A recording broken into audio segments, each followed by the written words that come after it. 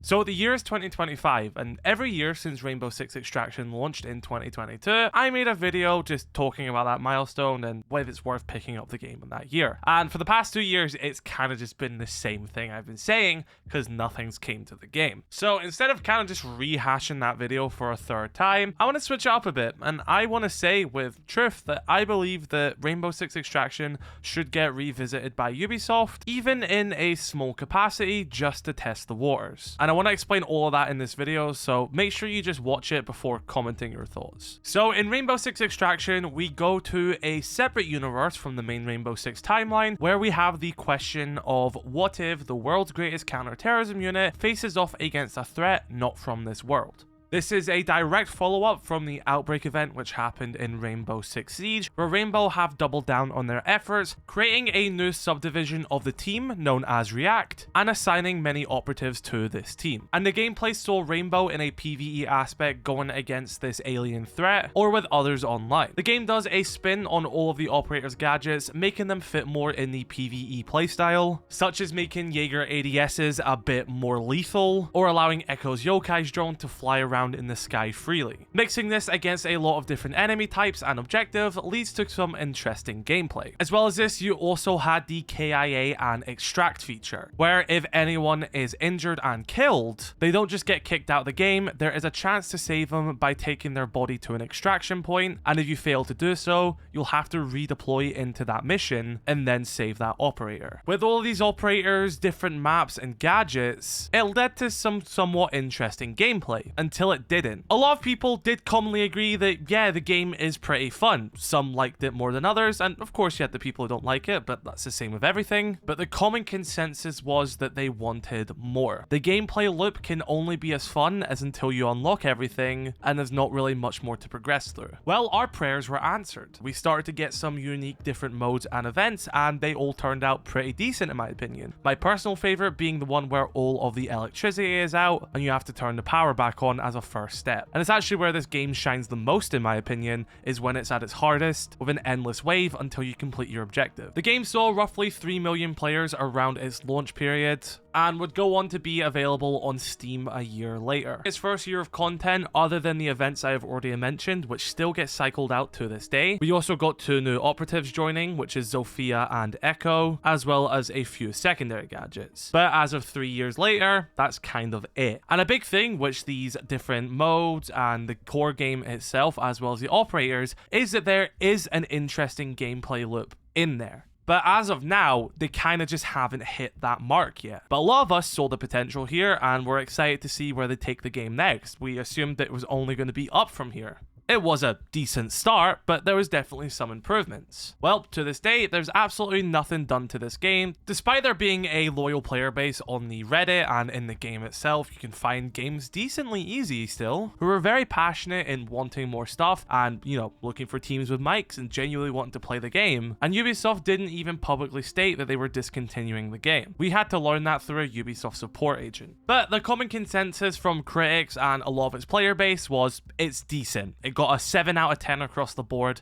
which is a fair starting number, but could have been better. Well, that is when this image made its way onto the internet, which you may have seen before, and it's probably something you might know about. But this was a roadmap for the next year of content, or an early sort of draft for a roadmap, which some people today deem as being fake, but was heavily considered to be true at the time. And even though we don't actually know if this was just an early draft by Ubisoft or if it was fake, there was a lot of promising information here which actually had evidence in the game itself and showed promise for what this game could be. The first of which at the bottom left was saying that in year 2 we were going to be getting Recruit, Jackal, and Ying. Now, the reason why this was believable for the community was because we all know that those operators are in the game itself. It wasn't really a secret that those 3 ops are in Rainbow Six Extraction, which gave credibility to this, but to this day we've never actually seen them being implemented officially. It also said that we were going to be going to 2 new locations, both with higher difficulty. That made me excited because I think this game excels most when it is at its hardest. Tasmania and Tidworth in the UK were said to be the 2 new locations, with Manhattan also being added to the already existing New York sector with Broadway and Central Park. Again, this also had credibility because Tasmania and Tidworth were mentioned in the game's lore throughout its story as having outbreaks there. So from a narrative standpoint, it was pretty obvious that the React unit was going to be deployed in those locations. This roadmap as well, again, whether it's real or not, also showed off new weapons, all coming over from Siege, as well as shields, deployable shields, new prestige levels, which actually did come into the game. So there's that, which I guess does actually add some credibility to this because that feature did happen.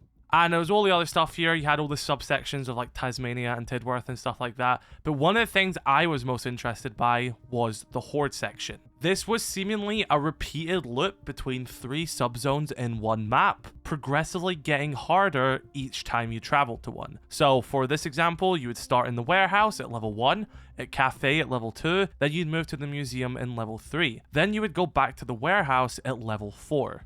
Giving you a horde-based wave mode similar to COD Zombies. This would immediately add way more replayability to the game, which a lot of us were looking for, as well as that extra edge of hardness, which a lot of us were looking for as well. I always say that the game is at its best in the wall-to-wall mode because there is an endless horde and the game gets pretty hard. This then allows your operators' weapons and gadgets to excel, and you really get that Team Rainbow fighting aliens feeling because it is that hard, and it's that realistic as well because these things hit you. You don't replenish health over time. You have to find med packs or bring a doc or thinker. All of this was very promising stuff. But as it seems, the game was discontinued before it even launched. A lot of the post-launch content in its first year kind of just seemed like it was potentially delayed from the launch itself to spread it out over the year. Echo and Zofia were cool additions, but considering we already know the other 3 operators were also kind of ready, it's pretty safe to say that they were just delayed from the main launch release anyway. But what has any of this got to do with my point? Why do I think they should bring Rainbow Six Extraction back? Well, other than I think the game just didn't get a chance, which I find quite interesting right now, because Skull and Bones, a game which had a worse launch than Rainbow Six Extraction, is going into its year 2 of content, which actually looks pretty promising as someone like myself who didn't really care for Skull and Bones at launch. Well, they've actually kept updating the game, and now they're adding land exploration and land combat and stuff like that, and it's starting to look like a pretty good pirate game.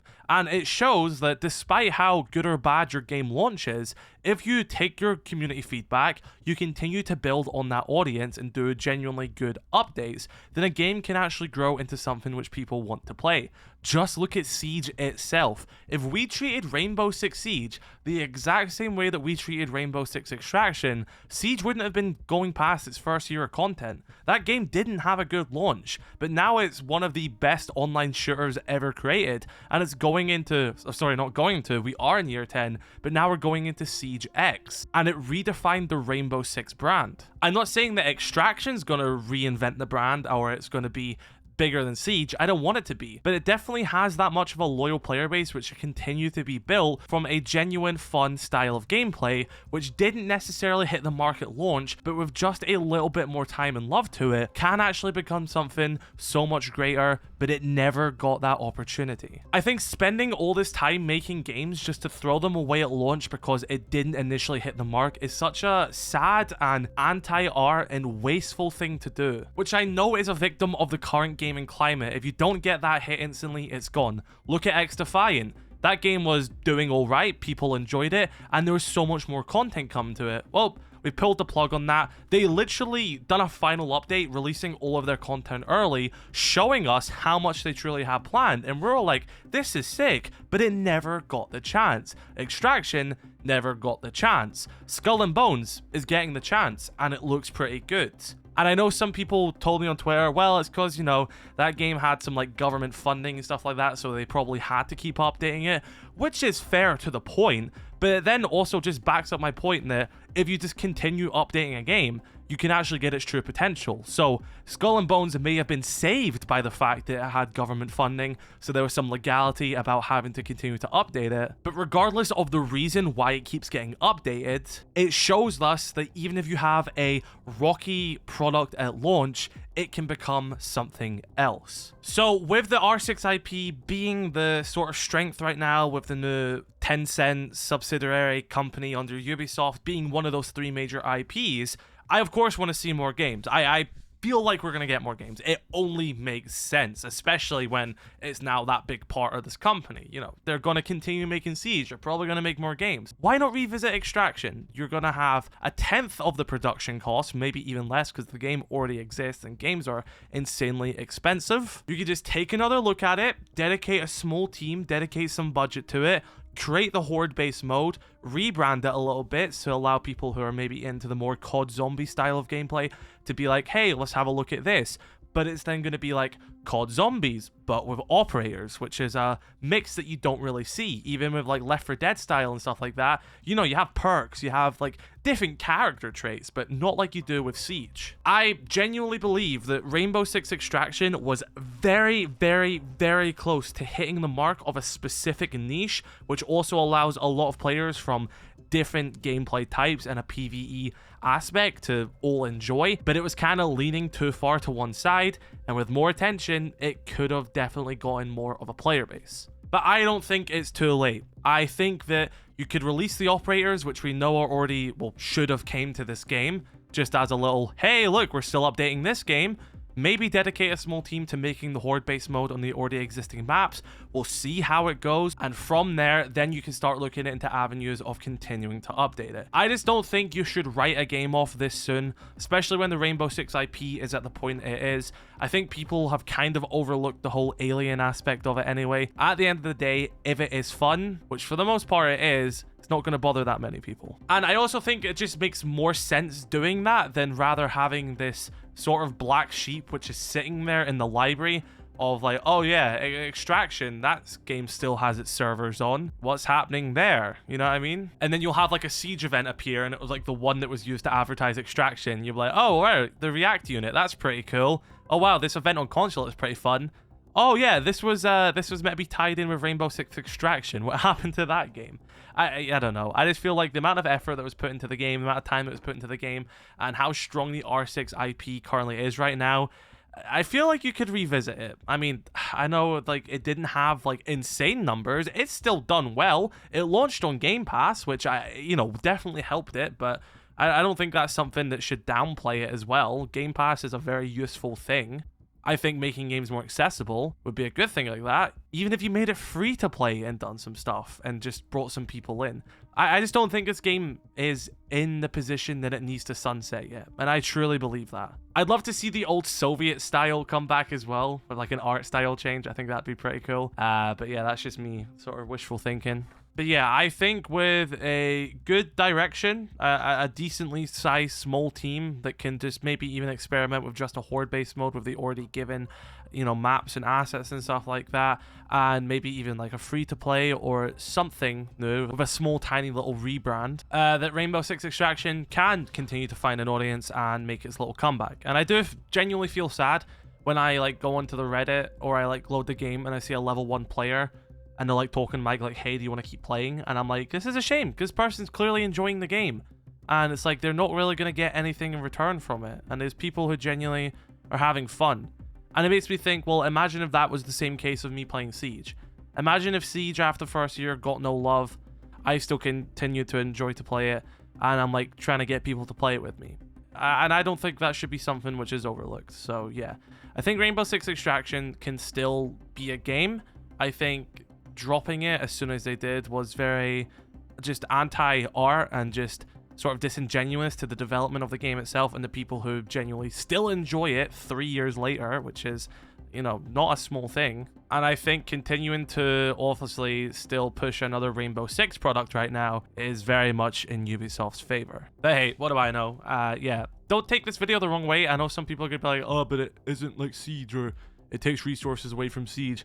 That's not the case at all. It's not comparable to Siege. Of course, I still prefer Siege, but that's also a PvE game versus a PvP game. They shouldn't be compared. Would I like some progression across them? Yeah, I think it'd be pretty cool. I think if you like bought skins and Extraction, if they went to Siege, that would be pretty cool as well. That was a big complaint I always had, but yeah. I played Extraction again today after a year. I had a bunch of fun, and I would love to see more come to it. So be sure to let me know your thoughts. Drop a like. Have a great rest of your day. I'll catch you all in the next one.